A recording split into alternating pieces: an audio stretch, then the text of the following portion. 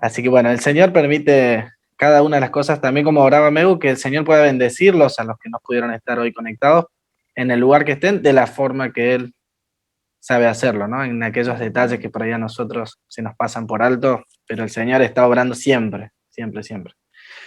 Hoy Lidia habló sobre la cruz y yo vengo a hablar sobre unos huesos secos. Así que van a venir un poco fuertes las cosas, pero en realidad la finalidad de este mensaje, cuando iba a hablar sobre Jonás, y le contaba a Meu que iba a hablar sobre Jonás, venía toda la semana pensando y armando el mensaje, y después orando también sentí poder compartir sobre Ezequiel 37, que no tiene nada que ver con Jonás, así que tengo la certeza que es lo que el Señor quiere hablar a nuestros corazones. Entonces, los invito a que cada uno pueda ahora relajarse, tranquilo, si quieren respirar hondo, tomar aire, renovar, oxigenar el cerebro, porque ahora tenemos una lectura un poquito más larga. Lo vamos a hacer el del 37, capítulo 37 de Ezequiel, al versículo 1 al 14. Mientras, si quieren, lo pueden buscar. Igual yo lo tengo para leerlo. No hace falta que lo busquen. Si quieren buscarlo, lo pueden buscar. Pero bueno, mientras tanto, quería hacerle una pregunta. ¿Ustedes qué creen que les dejó la pandemia? ¿Qué creen que es lo más evidente que dejó la pandemia entre muchas cosas? No lo respondan, guárdenselo ahí. Una de las cosas que dejó fue tristemente la muerte de muchas personas, eh, gente que muy allegada, quizás algunos tuvieron personas muy allegadas, otros no, pero la muerte física de muchas personas generó mucho dolor, mucha tristeza en varios de nosotros. Pero otra muerte que dejó la pandemia, tristemente, es también la muerte espiritual. Muchas personas por no congregarse, quizás porque tenían la costumbre esta de solo reunirse y era ese el encuentro que tenían con el Señor y quizás en su vida cotidiana no lo tenían, se fueron relajando, no se conectaron por Zoom, no se conectaron por nada y, y fueron muriendo en su relación con Dios. Por ahí quizás iban los domingos, tenían ese contacto, ese pequeño contacto ahí, quizás no sea suficiente, pero por lo menos remontaban un poco. Pero ya después, con esta pandemia, filtró un poco a aquellos que realmente tenían una comunión con Dios. Eh, y esto lo hablé con varios líderes de otras iglesias y todo, y me planteaban exactamente lo mismo. Si bien era algo que pensaba yo, planteaban exactamente lo mismo. Mucha gente que uno decía, sí, está súper firme en el Señor, porque lo veía siempre, se dejó de conectar, se dejó de involucrar, están en otra cosa ahora. Y otras personas nuevas, porque no todo es tristeza, se sumaron, que uno decía, ¿qué pasó? Que han llegado y que se han empezado a congregar y se han acercado al Señor. Entonces hemos tenido alegrías, pero también hemos tenido esa tristeza de que muchos se han alejado del Señor. Bueno, y ahora vamos a relatar un poquito el texto de Ezequiel 37, del 1, que habla un poquito de la muerte espiritual del pueblo de Israel. Esto es una visión, no es algo real. Y ahora le voy a pedir a Ivana que ponga una imagen, por favor. Esto es una visión, no es algo que aconteció realmente, es una visión que Dios le da al profeta para que pueda también después hablarle al pueblo, ¿no? Bueno, esta es una pintura donde refleja los huesos secos. Bueno, y ahí está en el proceso de la regeneración de esos cuerpos, que ahora la vamos a leer. Bien. Dice, el Señor puso su mano sobre mí y fui llevado por el Espíritu del Señor hasta un valle que estaba lleno de huesos. El Señor me condujo por entre los huesos que cubrían el fondo del valle.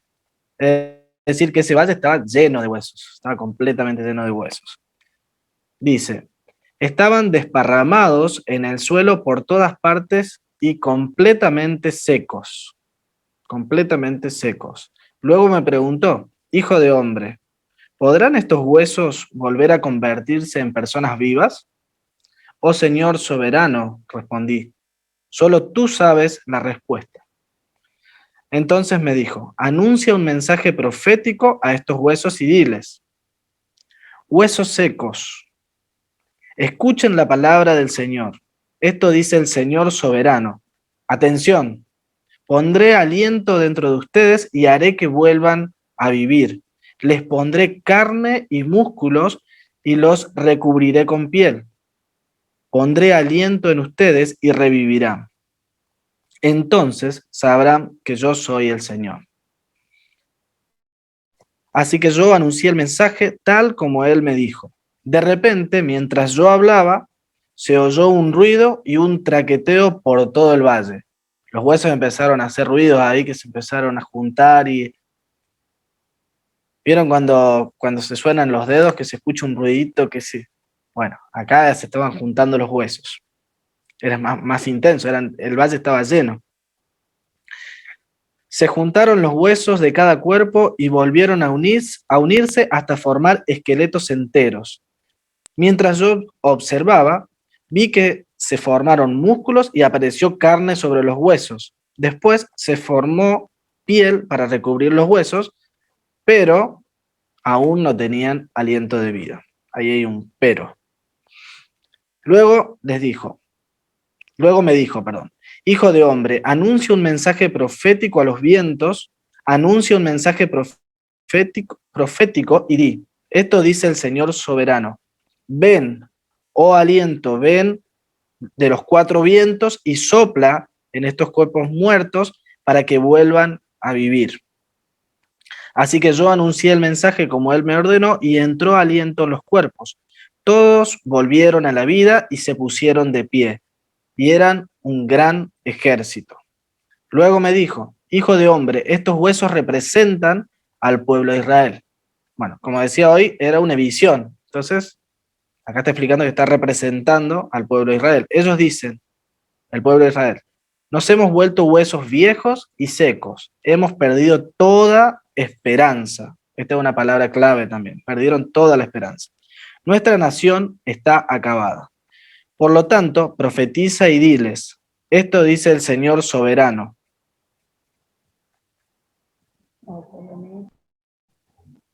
Oh pueblo mío, abriré las tumbas del destierro y haré que te levantes. Luego te regresaré a la tierra de Israel. Cuando eso suceda, pueblo mío, sabrás que yo soy el Señor. Pondré mi espíritu en ti y volverás a vivir y regresarás a tu propia tierra. Entonces sabrá que yo, el Señor, he hablado y he cumplido mi palabra. Sí, el Señor ha hablado. Amén. Ahí termina. Era largo, pero necesitaba contextualizar y que veamos algunos detalles en el texto. Esta era una visión a los exiliados que estaban teniendo miedo de que su pueblo sea totalmente aniquilado. Obviamente, como le decía recién, era una visión, no era algo que había acontecido de forma real, ¿no? De estos huesos que habían cobrado vida y que habían... El pueblo de Israel no es que estaba muerto, literalmente, sino que estaba vivo, pero estaban en la suya, estaban viviendo su vida, estaban lejos de Dios, pero en la suya, y en la suya, perdón. Entonces estaban viviendo realmente una muerte espiritual, no era una muerte física. ¿Sí? Hay un vientito por ahí.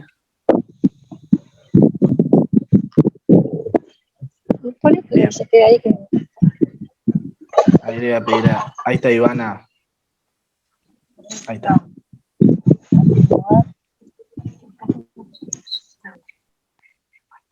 Ahí está. Ahora sí. Entonces, este pueblo estaba con una muerte espiritual. ¿Sí? Ellos, si diríamos que tuvieran una enfermedad de este pueblo, sería una enfermedad mortal, donde poquito a poco fueron llegando a eso. ¿Sí? Dice que los huesos estaban completamente secos. ¿Cómo se llega a un hueso a estar seco? Un hueso no se seca de un día para otro. Un hueso lleva mucho tiempo que tiene que estar la intemperie, debe estar, por lo menos pasar mínimamente 5 años para que se seque. Y lo que más tarda en secarse es la parte interna del hueso, porque ahí es donde pasa la vida, donde pasa todo ¿cómo le decimos nosotros? Bueno, pero suena muy fuerte, pero bueno, la parte interna donde pasan de los huesos, lo iba a asociar con una comida, pero estamos con este ejemplo. Pero la vida dentro del hueso, para que se muera eso, lleva muchos años, mínimamente 5 años, después de que la persona muere. Y eso mismo podríamos también nosotros, para que ustedes vayan agarrando ahí un poquito algunas cosas, que nuestra vida no es que no vamos a secar de un día para otro, es un proceso donde vamos perdiendo la esperanza, por eso resaltaba hoy la palabra esperanza, donde vamos perdiendo la fe, la esperanza, poquito a poco. Puede llevar 6 meses, puede llevar un año, pero son poquito a poquito cuando vamos secándonos. Y dice que estos huesos estaban completamente secos, o sea, ya no había esperanza, ya no había nada. Algo pasó ahí, ahí está. Estaban en un valle, en un lugar bajo, abandonados, desamparados y completamente secos. Después dice que los huesos estaban desparramados, estaban divididos, estaban alejados, o sea, dispersos por todos lados. Había un desorden en ellos, como si hubiera pasado una pandemia más o menos. Porque estaban abandonados ahí, era un ejército como que nadie los enterró, nadie se hizo cargo de los cuerpos y quedaron ahí tirados. Dice que tenían carne, estos huesos, tenían piel, se habían recubierto todo pero, en una parte decía, pero le faltaba el aliento. Es como por ahí, nosotros estamos, bueno, algunos tienen un poquito más carne que otros. Bueno, otras cosas además de carne, que lo vas haciendo como más grandotes, lo vamos a dejar ahí nomás. Pero en la pandemia nos hemos alimentado y hemos tenido un poco más carne, pero por ahí no tuvimos ese aliento y podemos tener todos los huesos, todos los músculos, todo, pero quizás no tener esa esperanza, ese aliento en nuestras vidas, que es esa otra cosa que refleja también el pasaje. Y quiero remarcar una parte del pasaje, dice, luego me dijo, hijo de hombre, estos huesos representan al pueblo de Israel. Ellos dicen, nos hemos vuelto viejos y secos, hemos perdido toda la esperanza, nuestra nación está acabada. ¿Qué los llevó a que ellos digan esto? A que ellos declaren esto de que ya estaban muertos y estaban secos, a que perdieron la esperanza. Ellos ya habían perdido la esperanza. ¿Conocen la frase esa que dice, la esperanza es lo último que se pierde? Es una frase conocida, no está en ningún texto, pero cuando se termina la esperanza se muere todo. Se termina todo. Por eso también está la frase esta, ¿no? Y cuando perdemos la esperanza, cuando perdemos esa confianza, no es que hay un punto medio, sino que directamente empezamos a decaer, a morir. Cuando no hay vida, hay muerte. No hay un punto medio en esto. Entonces, si la esperanza se pierde, este pueblo había perdido toda esperanza. Ya decía que ya lo iban a destruir, que ya no iban a existir más. Así que nosotros cuando pasemos ese tiempo, porque todos pasamos cuando nuestra esperanza empieza a decaer, empieza poquito a poquito a morir quizás, porque tenemos un periodo de prueba muy largo, un periodo de prueba donde decimos, bueno, ¿cuándo va a terminar esto? ¿Cuándo va a venir la solución, la salida? Y empezamos, está bueno que siempre nos alimentemos con esperanza y la esperanza la tenemos en sus promesas, por ejemplo. No dejemos que la esperanza vaya muriendo, que esa confianza nuestra en Dios vaya muriendo. El pueblo de Israel dejó de mirar a Dios, dejó de poner los ojos en Dios. y empezó a mirar la situación en la que ellos estaban en ese momento, que no les salía nada, que estaban exiliados, que estaban alejados. A nosotros nos pasaría lo mismo si dejamos de poner nuestros ojos en Dios y empezamos a decir, ay, pero ¿por qué no sale esto de una vez? ¿Por qué no me sale este trámite? ¿Por qué no se soluciona esto? Si nosotros fijamos nuestros ojos en esos problemas, poquito a poco nuestra esperanza va a ir muriendo. La palabra esperanza, y para ir cerrando esta idea, aparece en la Biblia 114 veces, la palabra esperanza. Hay científicos que dicen que la esperanza, cuando una persona se hizo un estudio de personas no creyentes y creyentes también, que dice que las personas que tienen esperanza, en el caso médico, por ejemplo, producen endorfina que cumple la misma función que la morfina, para evitar y evadir un poquito el dolor. Así que imagínense si científicamente tiene valor también tener esperanza, más nosotros que tenemos nuestra esperanza en Dios. Dice que la gente que tiene esperanza es más productiva en el trabajo, es más productiva a la hora de emprender, por ejemplo, cuando emprende tiene más éxito. Todo este estudio que se hizo llevó a demostrar que las personas con esperanza o, bueno, generalmente se dice las personas positivas también, aquellas que confían, que tienen ese positivismo, nosotros sabemos que es esa esperanza, esa fe nuestra en Dios, tienen más éxito en todo lo que emprenden. Y yo le quiero leer Jeremías 29:11, que dice, que se los conocen, pues yo sé los planes que tengo para ustedes, dice el Señor. Son planes para lo bueno y no para lo malo, para darles un futuro y una esperanza. Estos estudios médicos son nuevos, pero Dios ya sabía que la esperanza es trascendental en nosotros, es clave en nosotros. Tenemos que recordar en medio de ese tiempo de desesperanza, de falta de fe o de confianza, cuando vengan o estemos en esas pruebas, recordar las promesas del Señor para nuestras vidas. De que si Él es con nosotros, ¿quién contra nosotros? Que si habitamos al abrigo del Altísimo, vamos a estar guardados por Él, bajo la sombra del Omnipotente.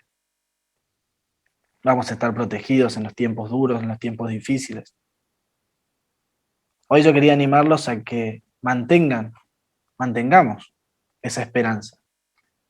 Que en medio de la crisis, en medio del tiempo difícil, la esperanza la mantengamos viva. Eso es un trabajo nuestro, recordar las promesas del Señor, mantenernos cerca de Él, puestos los ojos en Jesús, continuamente cuando estemos en esos tiempos de desesperanza. Y también cuando otros estén en esos tiempos. El pueblo de Israel dejó de creer en lo imposible, dejó de confiar en ese Dios poderoso que los liberó, de ese Dios poderoso que los hizo cruzar el Mar Rojo. El pueblo de Israel dejó de confiar en ese Dios poderoso que los podía librar de esa situación. Y le voy a leer otra parte del pasaje que le leí al comienzo. Pondré aliento dentro de ustedes y haré que vuelvan a vivir. Les pondré carne y músculos y los recubriré con piel. Pondré aliento en ustedes y vivirán. Entonces sabrán que yo soy el Señor. El Señor, a través de su Espíritu Santo, pone aliento en nosotros, puede poner esa esperanza en nosotros. Y el último pasaje es Romanos 15:13, y con ese cierro. Dice, le pido a Dios, fuente de esperanza, que los llene completamente de alegría y paz porque confían en Él. Entonces rebosarán de una esperanza segura mediante el poder del Espíritu Santo. El Señor es nuestra fuente de esperanza, nuestra fuente de vida, de aliento. La palabra esperanza es esto, es aliento, es vida. es el Espíritu de Dios en nosotros. Amén. Quisiera orar junto con ustedes para que podamos pedirle al Señor de que, así como quizás el pueblo de Israel se fue de a poquito alejando o dejando de confiar porque fueron muchos tiempos de dolor, de tristeza, de pruebas, nosotros en medio de la prueba podamos seguir manteniendo esa esperanza. Dice que el pueblo de Israel perdió la esperanza y eso fue lo que los llevó a verse como secos, como muertos. Amén. Le voy a pedir a Ivana que ponga, si puede, ¿estamos nosotros? Bueno, pero no te preocupes. Lo dejamos así. No, ahí está. Esta canción la cantamos con Lili recién, nos compartió. Pero que cada uno de nosotros pueda orar. Somos poquitos y es como que hagamos un grupito de oración y podamos pedirle al Señor de que Él renueve nuestra esperanza, renueve nuestra confianza.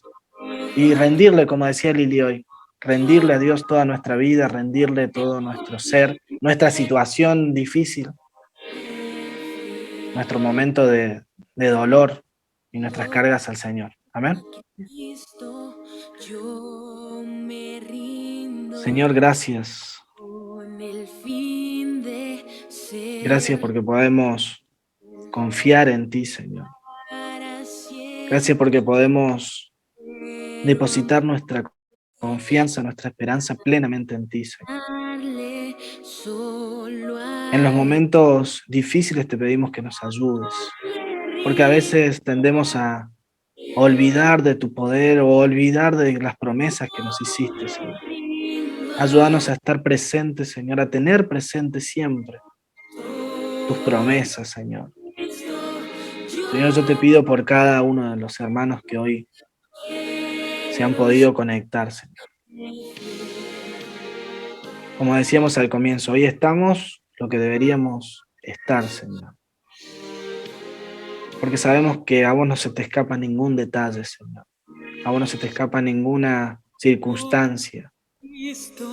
Señor, yo te pido por Ivana, por Fernando, Señor, que puedas cada día renovar su esperanza como matrimonio, que puedas renovar su esperanza como familia, que ellos puedan confiar plenamente en ti, Señor, para el porvenir de Santi, para el porvenir de su familia. Señor, que tu Espíritu Santo los abrace, los guarde en medio de las pruebas, en medio de los momentos difíciles, Señor. Señor, yo te pido que puedas obrar en gloria, que puedas obrar en su vida, Señor. Que en esos momentos de soledad, que tu Espíritu Santo pueda abrazarla, pueda cuidarla, pueda renovar su esperanza en esos tiempos también de dificultad, Señor. Señor, te pido por Lili, por Pedro, Señor, que tu Espíritu Santo renueve su fe, su esperanza cada día, Señor. Que en los tiempos de espera, que en los tiempos de lucha, ellos puedan ser fortalecidos en ti, Señor. Que puedan ver el obrar de tu Espíritu Santo, que ese aliento de vida puede estar en sus vidas, Padre. Señor, gracias por Marta, que a pesar de la distancia se pudo conectar. Señor, te pido que en esta nueva etapa de su ministerio, en este nuevo desafío, como ella declaraba, Señor, un nuevo comienzo, te pedimos de que tu esperanza permanezca firme en ella, Señor, que tu esperanza permanezca viva en ella, para que su dirección, Señor, aquellas decisiones a tomar, Señor, sean guiadas por tu Espíritu Santo. Que esa fuerza que vos entregás, Señor, pueda estar en ella. Que renueve su fuerza, Señor. Que este tiempo de descanso también pueda ser para volver renovada, Señor. Gracias, Señor. Gracias porque podemos confiarte todo nuestro futuro, Señor. Como dice tu palabra, nos das un nuevo futuro, una nueva esperanza, Señor. Y es por eso que confiamos en ti, es por eso que dedicamos un domingo, Señor. Quizás otros descansan, pero Nosotros lo entregamos a ti porque creemos en que eres el Dios poderoso, merecedor de gloria, merecedor de honra y de alabanza, Padre. En el nombre de Jesús te pedimos, Dios, que te glorifiques en cada una de las vidas, Padre. Amén, Señor.